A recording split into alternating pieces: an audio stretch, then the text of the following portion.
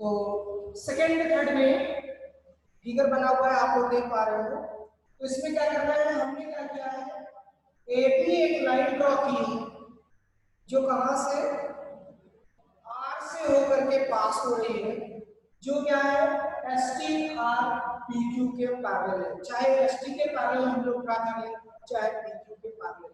अगर हम लोग एस टी के पैरेलल ड्रॉ करते हैं तो भी तीनों लाइनें पैरेलल होंगी, पी क्यू के पैरेलल ड्रॉ करते हैं तो भी तीनों लाइनें पैरेलल। तो जब ये पैरेलल हो जाएगी तो बस आपका सीधा सीधा काम बचेगा और कितनी आसानी से आ जाएगा वो भी आप लोग देख सकते हैं। ठीक है, तो हम लोग क्या करेंगे, जो कंस्ट्रक्शन कर रहे हैं वो लिख दो, कंस्ट्रक्शन।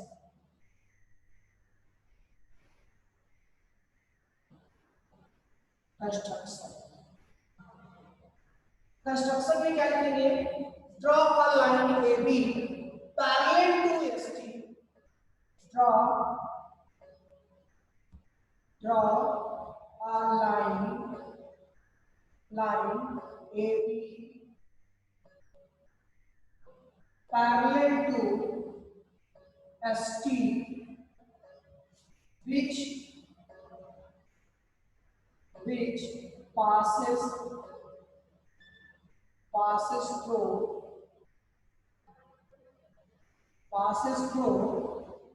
R, point R, कहां से पास हो रहा है, आर पॉइंट से पास हो रहा है। कंस्ट्रक्शन में हमने क्या किया है, draw a line A B parallel to S T which passes through point R, जो आर से पास हो रही है।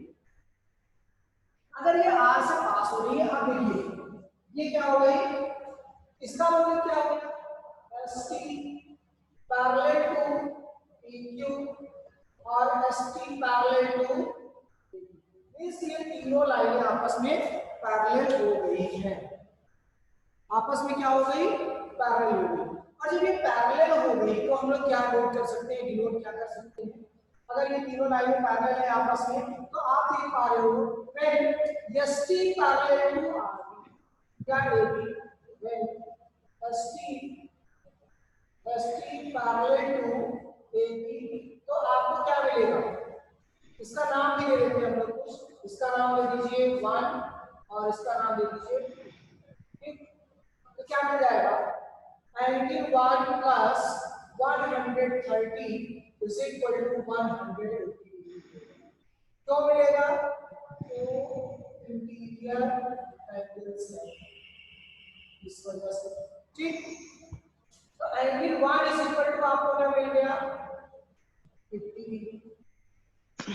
एक चीज की है। दूसरी सिचुएशन में अगर हम लोग देखें, since PQ parallel to AB, PQ parallel to AB, अगर PQ AB के पैरेलल है तो आपको क्या मिलेगा, angle 2 plus 110 is equal to 180। ठीक, आपको क्या मिलेगा, एंगल 2 इज इक्वल टू 70। ठीक, एंगल 2 इज इक्वल टू क्या मिल जाएगा आपको 70।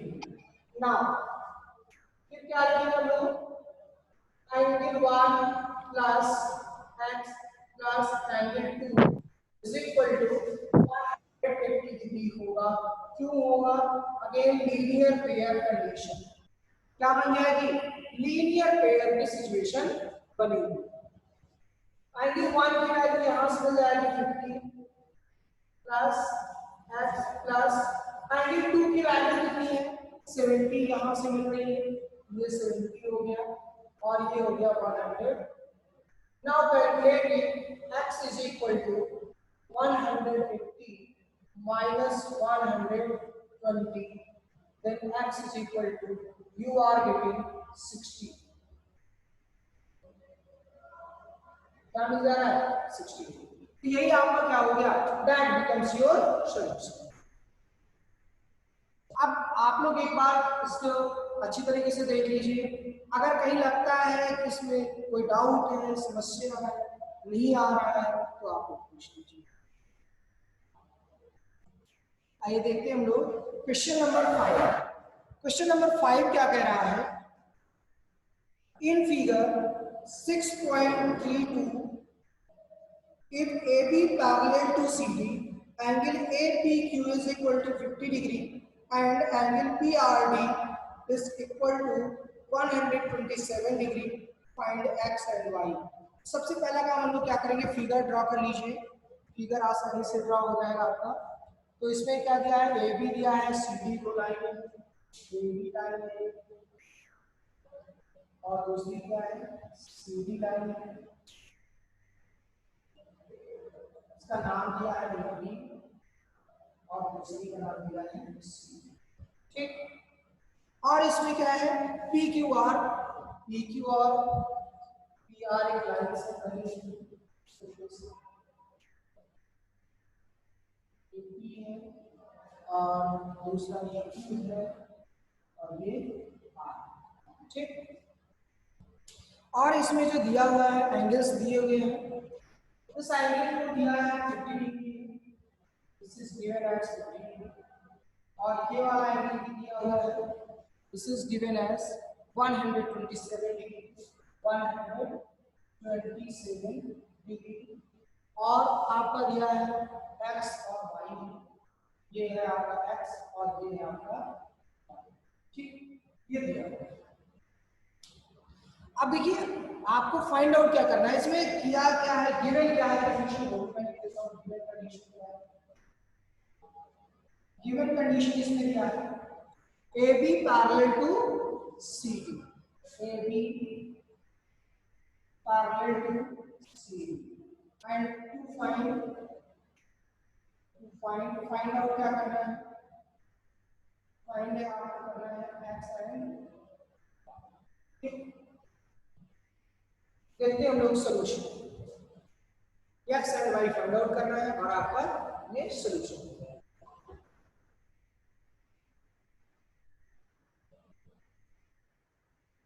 सोल्यूशन देखते हैं हम लोग, एक्स और वाई की वैल्यू कैसे हम लोग फाइंड आउट कर पाएंगे। यहां पर अगर आप देखिए ध्यान से समझिए, तो आपको क्या मिल रहा है, ये वाला एंगल, ये वाला और ये वाला कैसे angles, these are alternate interior angles, these are alternate interior angles, है ना, दिख रहा है कि नहीं। तो आप लोग क्या लिख पाएंगे, angle A P Q, angle A P Q, या थोड़ा सा चेंज करते हैं, एंगल पहले इसको ले लें, angle x, x is equal to angle APQ, APQ क्यों है, क्यों है, क्योंकि AB पैरेलल टू CD, इसलिए क्यों है, इसका रीजन क्या मिला आपको, अल्टरनेट इंटीरियर एंगल्स। ठीक, तो x is equal to क्या होगा, APQ दिया, APQ कितना दिया, 50 डिग्री, ये आपको मिल गया, सिंपल सी बात है, पहला चीज में। दूसरी सिचुएशन, तो आपको क्या मिलेगा, angle A P R is equal to P R D, since क्या कह रहा है, A B parallel to C D है, इस वजह से क्या होगा आपका, angle A P R, angle A P R is equal to P R D, angle P R D क्यों होगा, यहां भी आपको स्पष्ट है, अल्टरनेट इंटीरियर एंगल, ध्यान रखिए ये जेड बनाता है, अल्टरनेट इंटीरियर एंगल्स जेड बनाता है, अगर जेड फॉर्म कर रहा है, जेड फॉर्म कर रहा है, समझिए यहां पर आप देखिए ये भी जेड, जेड यहां पर भी देखिए तो जेड, जेड का शेप अगर बन रहा है तो अल्टरनेट इंटीरियर एंगल की कहीं ना कहीं कुछ ना कुछ प्रॉपर्टी होगी जो आपको समझने की जरूरत है। तो यहाँ पर क्या हुआ, अगर ये दोनों बराबर है तो हम लोग क्या लिख पाएंगे, ए पी आर किसके बराबर है, 50 प्लस 1, ए पी आर किसके बराबर, 50 प्लस 1 किसके बराबर है, 50 प्लस 1, और पी आर डी किसके को 127, 127, तो y is equal to क्या हो जाएगा आपको, 127 माइनस 50, कैलकुलेट कर लीजिए, y is equal to आपको मिल जाएगा 7 और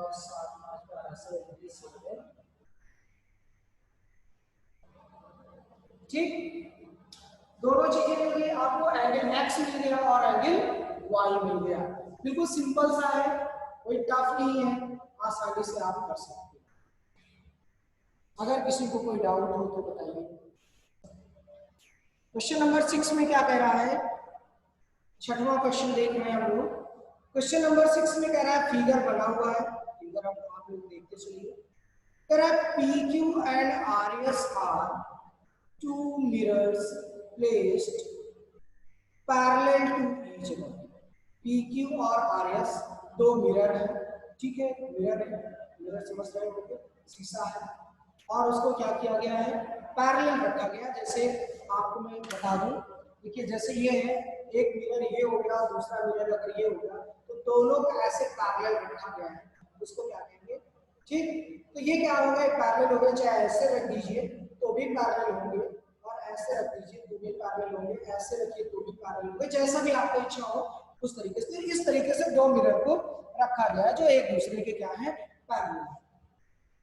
आगे इसी में कह रहा है कि एन इंसिडेंट रे, एक इंसिडेंट रे हो जो क्या कर रही है, ए बी पर स्ट्राइक कर रही है। जो पहला मिरर है, फर्स्ट मिरर पर आपको क्या कर रही है, स्ट्राइक कर रही है। मींस अगर रे ऐसे आएगी, मान लीजिए मिरर है तो रे अगर ऐसे आ रही तो ऐसे स्ट्राइक करेगी, ठीक, इस तरीके से स्ट्राइक करेगी, ठीक।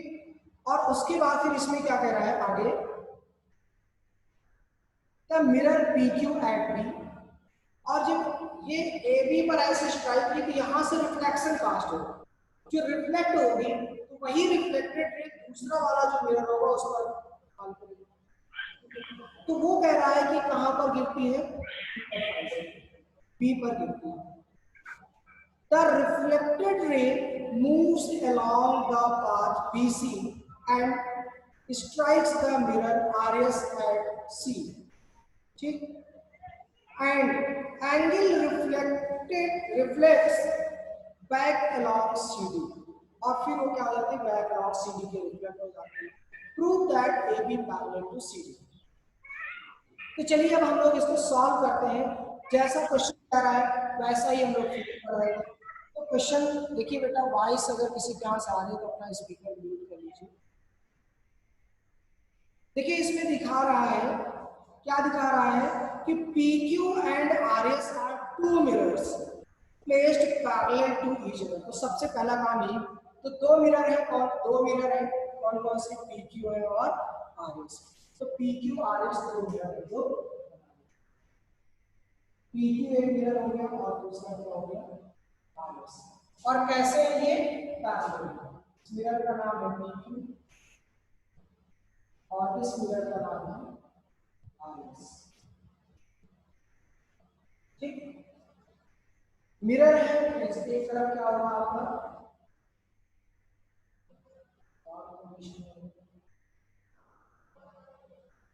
पॉलिश्ड सरफेस होगा, अपोजिट साइड क्या है, पॉलिश्ड सरफेस है।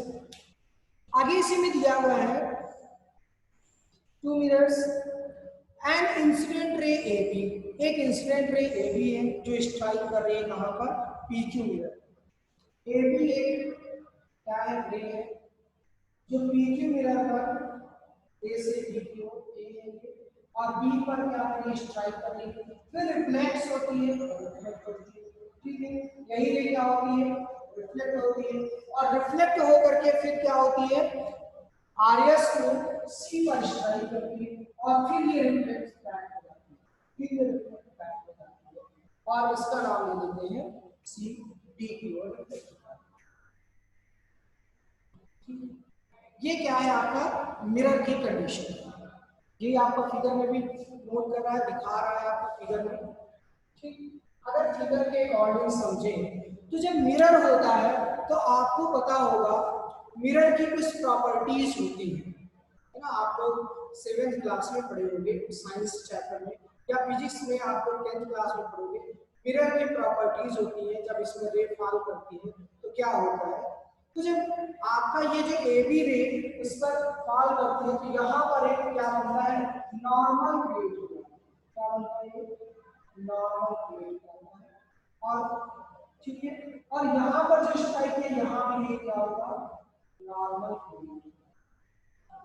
इसको हम लोग मान लेते हैं, इसको n मान लेते हैं और इसको क्या मान लेते हैं, n डैश, और इसका नाम है क्या है, नॉर्मल है। नॉर्मल ड्रॉ करते हो आप लोग को पता होगा, नॉर्मल का मतलब होता है the point where the ray strikes, the point where the ray strikes, this makes 90 degree at the mirror। ये जो नॉर्मल होगा ये मिरर पर 90 डिग्री का एंगल ड्रॉ करेगा, और ये उस वाले पर भी जहां स्ट्राइक कर रहा है वहां पर 90 डिग्री। जितने भी प्लेस पर रे स्ट्राइक करेगी हर जगह पर एक नॉर्मल ड्रॉ होगा। और लॉ ऑफ मिरर प्रॉपर्टी जो आपकी होती है, लॉ ऑफ मिरर या प्रॉपर्टी ऑफ मिरर जो होती है, ठीक है, मिरर की जो प्रॉपर्टी है उसके अकॉर्डिंग हम लोग इसको बोलते हैं इंसिडेंट रे, इसको और एंगल आई से डिनोट करते हैं। ये कौन सी रे होती है, this is called as incident ray, और दूसरा होता है रिफ्लेक्टेड रे, इसको हम लोग इसके डिनोट कर देते हैं आपका आई डैश, आई डैश या आर डैश, आर से। ये एंगल ऑफ इंसिडेंस है, और दूसरा वाला होता है angle of reflection, angle of incidence, और ये क्या हो गया, एंगल ऑफ रिफ्लेक्शन। और दूसरी सिचुएशन में फिर यही रे इस मिरर पर जब गिरती है ये क्या होता है, एंगल ऑफ इंसिडेंस हो जाता है, और फिर यही क्या है आपका दूसरा वाला जो रिफ्लेक्ट होता है एंगल ऑफ रिफ्लेक्शन। और इस एंगल ऑफ इंसिडेंस को हम लोग आई डैश से डिनोट करते हैं और इसको आर डैश से डिनोट करते हैं। तो ये फिगर सबको समझ में आ रहा है या नहीं, बोलिए, whether you are able to understand the figure। Yes, sir. Yes, sir. Incident और रिफ्लेक्टेड रे का कांसेप्ट आपको पता है या नहीं? Yes, sir. पता है। पता है, सेकंड क्लास में आप लोगों ने पढ़ा होगा, सेकंड क्लास में फिजिक्स में है, या हो सकता है 8th में भी हो, ज्यादा मुझे इसकी जानकारी नहीं है कि आप लोगों ने फिजिक्स में क्या पढ़ा है, लेकिन हाँ इतना मैं कह सकता हूँ 10th क्लास में आप लाइट चैप्टर है ये फिजिक्स में, उसमें आप इन सब चीजों को जरूर से पढ़ेंगे। तो यहाँ पर देखिए इसको बोलते हैं एंगल ऑफ इंसिडेंट, ये होता है एंगल ऑफ रिफ्लेक्शन, ये भी एंगल ऑफ इंसिडेंट, ये भी हो गया एंगल ऑफ रिफ्लेक्शन। और आपको प्रूव क्या करना है, you have to prove that AB parallel to CD, ये लाइन और ये लाइन को अगर पैरेलल दिखाना है, इसका मतलब आपको क्या करना चाहिए, अल्टरनेट इंटीरियर एंगल्स को अगर हम लोग इक्वल दिखा दें तो आपका काम हो जाएगा।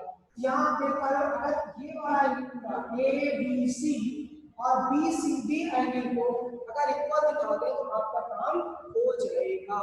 मतलब हमें क्या प्रूव करना है, हमें जो प्रूव करना है, अगर हम लोग प्रूव क्या प्रूव कर दें, यहाँ पर ध्यान से समझिएगा, अगर हम लोग angle ABC equal to angle BCD अगर दिखा दें तो क्या हो जाएगा, line AB parallel to BC हो जाएगी कि नहीं, AB पैरेलल टू CD हो जाएगी कि नहीं? Yes, sir. हो जाएगी। तो कहने का मतलब हम अगर इसको किसी तरीके से दिखा पाते हैं तो आपका काम हो जाएगा। तो मेन पर्पस हमारा यहाँ पर कि हमको इसको दिखा दें तो आपका काम हो जाएगा। अब हम लोगों को देखना है कि कैसे हम लोग इसको प्रूव कर पाते हैं, ठीक है।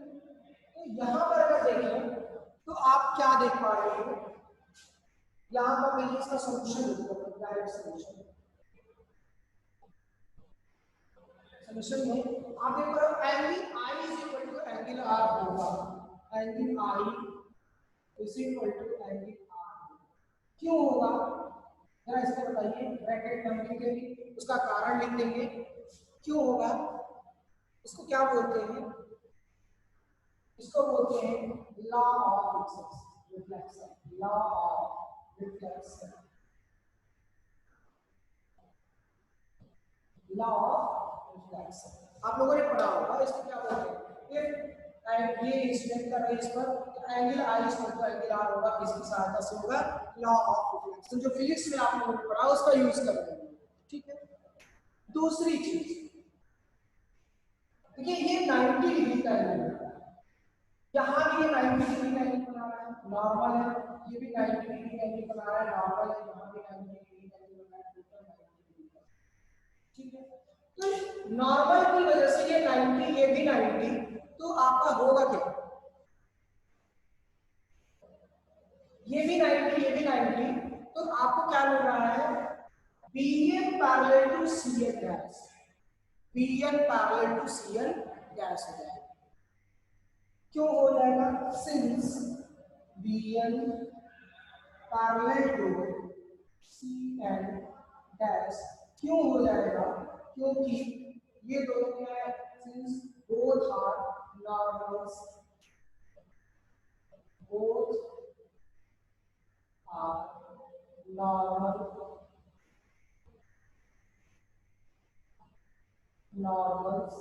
between two parallel mirrors, two parallel mirrors, दो पैरेलल मिरर्स के बीच में ये नॉर्मल है, इसलिए ये दोनों क्या होंगे, पैरेलल होंगे। आप ऐसे भी देख सकते हो ना, ये 90 डिग्री है, ये 90 डिग्री, ये 90, ये 90 डिग्री, एक रेक्टेंगल बन गया, और रेक्टेंगल के अपोजिट साइड्स पैरेलल होती है। समझ में आ रहा है कि नहीं, बोलिए, सुन पा रहे हो आप लोग मुझे, सुन पा यस सर। भाई आप देखिए, ये दोनों लाइन आपस में पैरेलल है, ये दोनों आपस में पैरेलल है, ये 90 90 के क्या बन जाएगा, रेक्टेंगल बनेगा कि नहीं बनेगा, और रेक्टेंगल के अपोजिट साइड्स क्या होती है, पैरेलल होती है, साफ साफ समझ गए आप कि नहीं। अब देखिए ये अगर पैरेलल है, इसका मतलब क्या होगा, BN parallel to CN dash, इसका मतलब R is equal to I dash, क्या हो जाएगा, R is equal to I dash, therefore क्या होगा, angle R is equal to angle I dash. कहां से मिल रहा है ये, अल्टरनेट इंटीरियर एंगल से, ठीक। अब अगर हम दोनों की सहायता ले लें, इसकी और इसकी, इसको मान लीजिए क्या है, ये फर्स्ट, और इसको मान लीजिए क्या है, सेकंड, तो यहां पर मैं लिख पाऊंगा, यहां पर लिखिए from first and second, from first and second आपको क्या मिल जाएगा, इन दोनों की सहायता से आपको मिलेगा angle I is equal to angle I plus, ये हो गया आपका, ठीक। देन अब हम लोग चलते हैं नेक्स्ट, आप एक बार I dash is equal to R dash होगा, फिर लॉ ऑफ रिफ्लेक्स क्या होगा, angle I dash is equal to angle R dash, कहां से आया, लॉ ऑफ रिफ्लेक्शन, ठीक, लॉ ऑफ रिफ्लेक्शन, ये शॉर्ट में मैंने लिखा है, इसको मान लिया क्या है 4, फिर अब क्या लिखेंगे, फ्रॉम थर्ड एंड फोर्थ आपको क्या मिल जाएगा, angle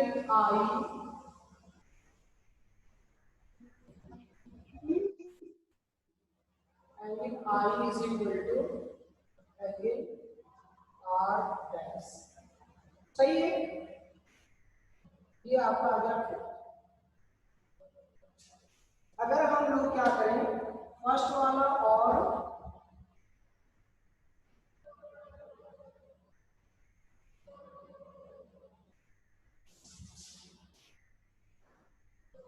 I is equal to I dash मिला है, और आपको R इज इक्वल टू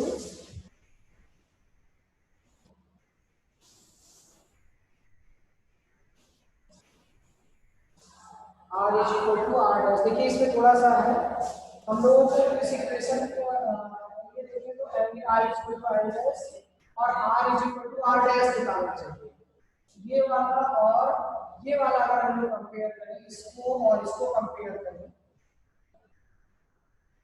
तो आपका काम हो जाएगा, है ना, इसको हमको जरूरत नहीं है, तो हम सेकंड एंड थर्ड तक फोर्थ करेंगे, यहाँ पर क्या लिखेंगे, सेकंड एंड फोर्थ, ये आपको क्या मिलेगा, दूसरा और चौथा आप कंपेयर करोगे तो आपको क्या मिलेगा, angle R is equal to angle R dash मिलेगा, फ्रॉम सेकंड एंड फोर्थ आपको क्या मिलेगा, angle R is equal to angle R dash, और ये आपका मिल गया कौन सा इक्वेशन हो गया, ठीक, तो थर्ड और फाइव को अगर हम लोग जोड़ दें, क्या करें, एडिंग थर्ड एंड फाइव, क्या करेंगे, adding third and five, third और फाइव को जोड़ दें, ये और ये हो जाएगा angle I plus angle R is equal to क्या होगा, एंगल आई डैश, लेफ्ट वाला लेफ्ट में जुड़ेगा, राइट वाला right, angle R dash, angle I plus angle R, angle I plus angle R किसके इक्वल है, ए बी सी के equal, that is equal to angle A B C is equal to I dash और are dash, I dash और are dash का मतलब है B C B के बराबर है, एंगल बी सी, ठीक है। और आपको पता है सिर्फ these are, ये दोनों कैसे हैं, ये दोनों कैसे हैं, अल्टरनेट इंटीरियर एंगल्स है, इसलिए एक carbon C, since these are alternate interior angles, so AB parallel to C, AB parallel to CD, ये प्रूव किया,